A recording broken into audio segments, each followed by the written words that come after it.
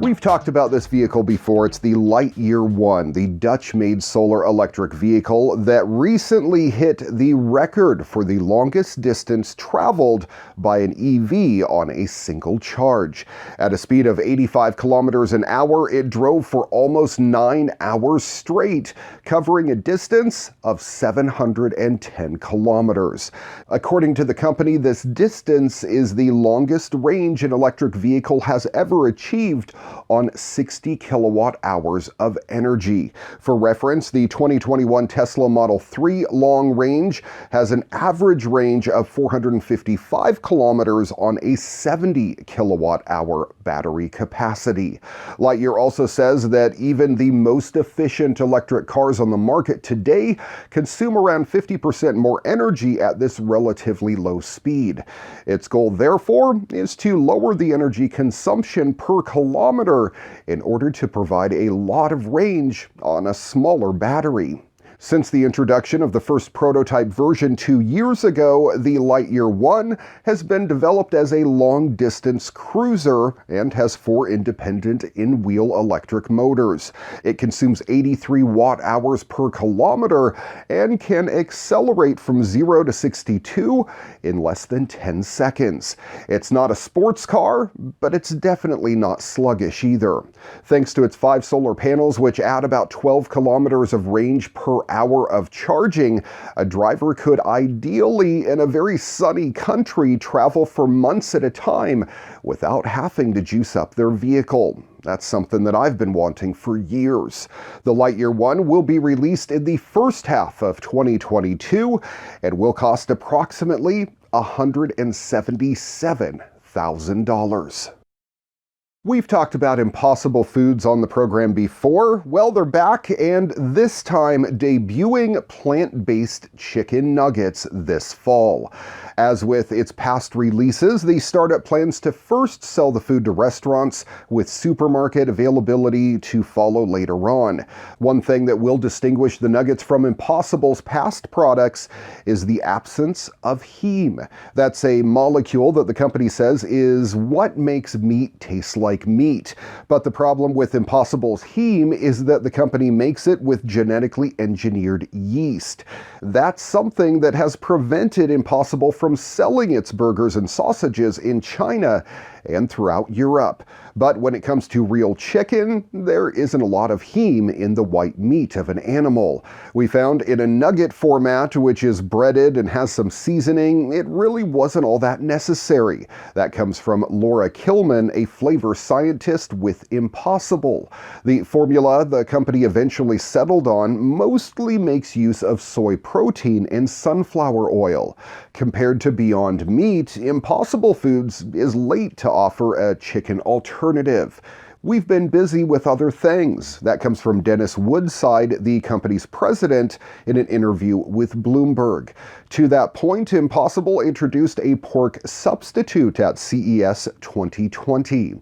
All the same, that might not matter much. Earlier this week, Popeyes announced it was adding chicken nuggets to its menu in hopes of replicating the success of its chicken sandwich.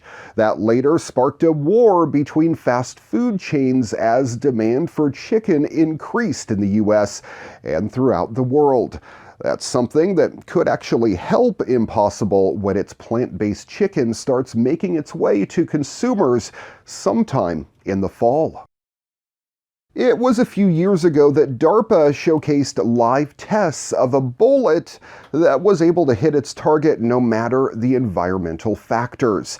Now, the YouTube channel Dark Footage has recently posted a video that explains how the bullet works and why it's both impressive and terrifying. DARPA, an arm of the Department of Defense, has a program running under it called Extreme Accuracy Tasked Ordnance, or EXACTO. EXACTO converted a .50 caliber bullet into guided rounds, which allows for snipers to direct fired bullets mid-flight towards their desired targets. This is straight out of a video game. These maneuverable bullets are able to bypass environmental factors such as weather, wind, or target movement that would otherwise cause difficulty for a sniper to hit their target successfully. The bullets are equipped with an in-flight guidance system, which Dark Footage says are also equipped with optical sensors located in the nose of the bullet. These optical sensors reportedly hone in on the spot placed on the target by the sniper. Dark Footage also states that even recruits were able to score direct hits when using it for the first time. If you'd like to know more, I suggest you head on over to YouTube and search for Dark Footage and check out their YouTube channel directly. British company McMurtry Automotive has gone to Goodwood to show off its new Sperling, a miniature electric hypercar with a Gordon Murray-style fan system in the back capable of generating more than 1,100 pounds of downforce at a standstill. However you're supposed to pronounce it, the Sperling is a tiny little single-seater designed purely for track use, at least to start with. Its full carbon body is just 10 feet long, about 3.4 feet high, and 4.9 feet wide, all the better to cut through air more efficiently. It's powered by a rear-wheel drive, two-motor e-axle system of McMurtry's own design, running off a 60 kilowatt-hour battery pack, kept low and central. Final power figures aren't available yet, but the company promises that it'll offer at least 1 horsepower per kilogram of weight, with the final weight figure at about 2,205 pounds. It'll be powerful enough, the company says, to comfortably escort you from 0 to 300 kilometers an hour in less than 9 seconds. In order to put that kind of power down through just 2 poor 240 section rear tires, and indeed to help it pull serious quartering G-forces with such a narrow wheelbase, McMurtry has decided to run 80 horsepower fans under the car, which can generate more than 50% of the car's weight in downforce even before it starts moving. This is incredible.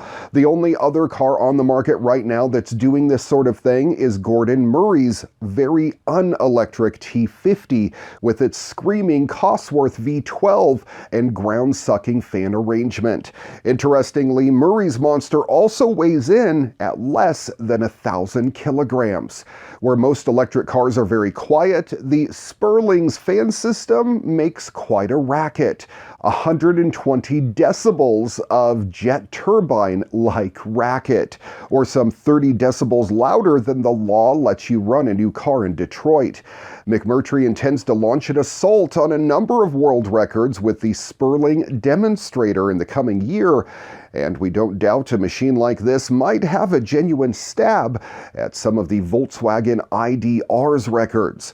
We don't know when or where it'll launch or how much it'll cost. The Sperling is certainly an early stage prototype with some work ahead of it. But you can sure see that epic downforce at work in the video that they posted online as it heads very briskly up the hill at Goodwood.